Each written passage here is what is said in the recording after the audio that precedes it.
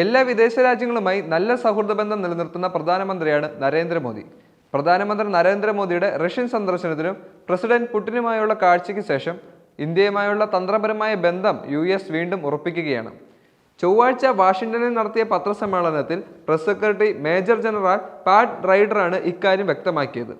NATO ഉച്ചകോടിക്കിടെ പ്രധാനമന്ത്രി Modi Russia സന്ദർശിക്കുന്നതിനെക്കുറിച്ചും പുടിനുമായി കൂടിക്കാഴ്ച നടത്തിയതിനെക്കുറിച്ചുമുള്ള ചോദ്യങ്ങളോട് പ്രതികരിക്കുകയായിരുന്നു അദ്ദേഹം.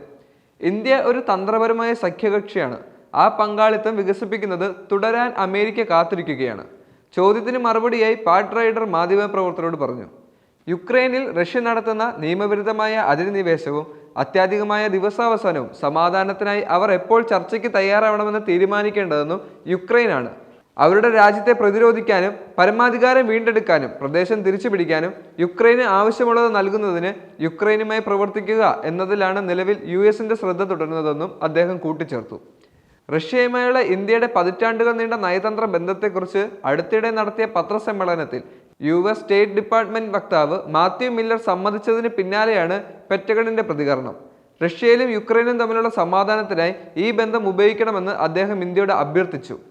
പ്രധാനമന്ത്രി മോദിയുടെ റഷ്യൻ സന്ദർശനത്തിലും പുടിനുമായുള്ള കൂടിക്കാഴ്ചയിലും അമേരിക്ക നിരാശയിലാണെന്നാണ് റിപ്പോർട്ട് അനുസരിച്ച് പ്രധാനമന്ത്രി മോദിയുടെ റഷ്യൻ സന്ദർശനത്തിന്റെ സമയവും നാറ്റോ ഉച്ചകോടിയുടെ മധ്യത്തിൽ പുടിൻ പങ്കിട്ട ആലിംഗനവും പല മുതിർന്ന US ഉദ്യോഗസ്ഥരെയും നിരാശപ്പെടുത്തി. ജൂലൈ 9-ന് ആരംഭിച്ച് ജൂലൈ 11-ന് അവസാനിച്ചു.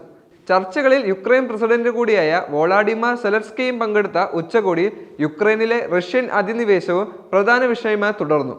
വാഷിംഗ്ടൺ പോസ്റ്റ് അനുസരിച്ച് US ഡെപ്യൂട്ടി സ്റ്റേറ്റ് സെക്രട്ടറി കൂട്ട് കാബൽ ജൂലൈ ആദ്യം വിദേശകാര്യ സെക്രട്ടറി വിനയ് കത്വയുമായി സംസാരിച്ചു. വിഷയത്തിൽ വിദേശകാര്യ മന്ത്രാലയം ഇതുവരെയും പ്രസ്താവനകളൊന്നും തന്നെ ഇറക്കിയിട്ടില്ല.